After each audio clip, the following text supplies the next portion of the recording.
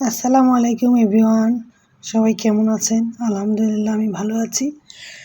বাচ্চারা অনেক দিন ধরে বায়না করছিল আম্মু একটু চিড়িয়াখানায় নিয়ে যাও। চিড়িয়াখানা খুব বেশি আসলে আমার যাওয়া হয় না, অনেক দিন আগে গিয়েছিলাম ওখানে।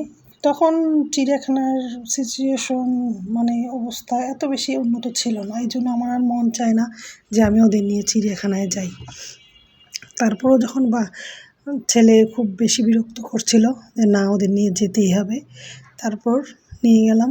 এই তো প্রথমেই আমরা হরিণগুলো দেখতেছিলাম। হরিণ অবশ্য দুই পাশেই আছে, প্রথমে গেটে ঢুকতে হাতের বাঁ দিকে সম্ভবত পড়ে, আবার ভিতরেও অনেকগুলো হরিণ আছে।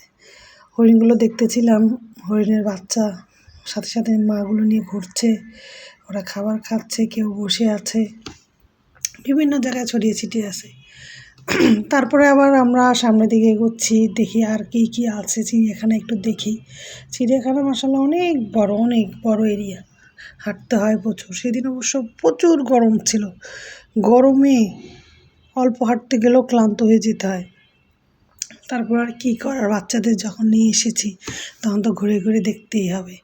এই যে আমরা সামনে এগোচ্ছি আর দেখছি কোনটাতে কী আছে, এভাবে বাচ্চাদের দেখাচ্ছি আর বলছি এটাতে এটা আছে, এটাতে ওটা আছে। এখানে সম্ভবত কি সাপ ছিল মনে হয়, হ্যাঁ এখানে সাপ ছিল। বাচ্চাদের দেখাচ্ছি, দেখো এখানে সাপ, ওরা দেখছে। বিষয় ওই যে সাপ, বিশাল বড় সাপ এখানে রেখেছে, ওদের দেখাচ্ছি, ওরা দেখতেছিল। বিশেষ করে সাপ অনেক বড় ছিল সাপগুলো। এই যে এখানে সাদা সাদা বক, যেগুলো আমরা এগুলো বক পাখি না কি পাখি লেখা ছিল এখানে সম্ভবত, যেগুলো আমরা দেখি সমুদ্রে মাছ ধরে খায় ওগুলোই। এই যে কুমির, আবার কুমির দেখতে নিয়ে আসলাম, আমিও ভয় পাচ্ছিলাম। বাচ্চাদের বললাম কাছে যেও না, তোমাদের আঙ্গুল কেটে নিয়ে যাবে। ওরাও ভয় পাচ্ছিল কাছে যেতে, দূর থেকে একটু দেখলো। তারপর বলি চলো সামনে যাই, সামনে কি আছে দেখবো। এই যে এগুলোকে সম্ভবত জলহস্তিই বলে, এগুলো পানিতে থাকে। ওদের দেখাচ্ছি আর বলছি দেখো জলহস্তি, বিশাল বড় জলহস্তি। ওরা খাবার খাচ্ছে, ওদের বাচ্চাও আছে যেগুলো পানিতেই ওদের জন্ম, ওরা পানিতেই বেশি থাকে, পানির মধ্যে এদের বেশি দেখা যায়। তারপরে বলো চলো সামনে যাই, দেখি আর কি আছে। রাস্তা তো মনে হচ্ছে যে শেষ হতেই চাচ্ছে না, অনেক বড় এরিয়া। আগের তুলনায় এখন চিড়িয়াখানা অনেক সুন্দর, পরিবেশও পরিষ্কার পরিচ্ছন্ন, ভালো। আমি বলবো আগের চেয়ে অনেক বেটার। ভালোই লাগছিল বাচ্চাদের নিয়ে ঘুরতে, কিন্তু অনেক গরম ছিল তো, তাই মাঝে মাঝে অস্বস্তি লাগতেছিল, এত ঘামাচ্ছিলাম আমি, বিরক্ত লাগতেছিল, কিছু করার নাই। এই যে এগুলো মনে হয় বাঘের অবস্থা ভীষণ খারাপ, শুকিয়ে গেছে আসলে।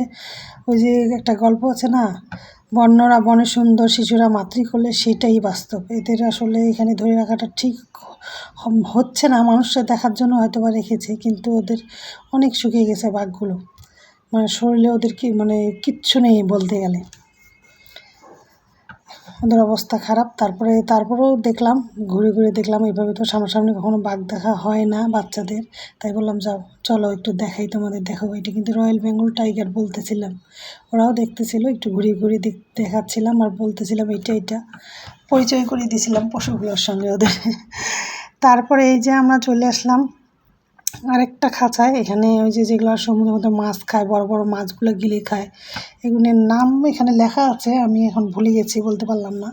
সেগুলোই আর কি, এদের মুখটা অনেক বড়, বিশাল বিশাল মাছ ওরা গিলে খেতে পারবে। তারপর এই যে এইদিকে চলে আসলাম, এইগুলো আর এক ধরনের ইয়ার মতো, যে সমুদ্রের মধ্যে দাঁড়িয়ে দাঁড়িয়ে মাছ ধরে ধরে খায়, যে বড় বক, এগুলোর মাছ দাঁড়ায় থাকে, আমরা অনেক সময় দেখি টিভিতে, সেগুলোই আর কি এখানে দাঁড়িয়ে আছে, এগুলোকেও দেখছি। তারপরে আসলাম কোথায়, এগুলো মনে হয় বানরের খাঁচার দিকে আসছে আমরা, এখানে মনে হয় বানর আছে। বানরের খাঁচা বিশ্রী গন্ধ আসতেছিল, দাঁড়াতে ভালো লাগতেছিল না, এত গন্ধ আসছিল যে ওখানে আমার একেবারে বমি আসতেছিল। তারপর ওইখান থেকে আমরা চলে গেছি দ্রুত, চলো অন্য কোথাও যাই, অন্য কিছু দেখি।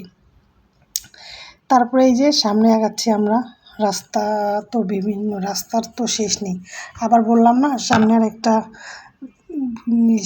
হরিণের আছে, ওগুলো আমরা দেখব। এই যে আরেক হাত এগুলো আরেক দিকে হরিণ, এগুলোকে দাঁড়িয়ে দাঁড়িয়ে ওরা দেখছে। হরিণ আসলে দুই জায়গায়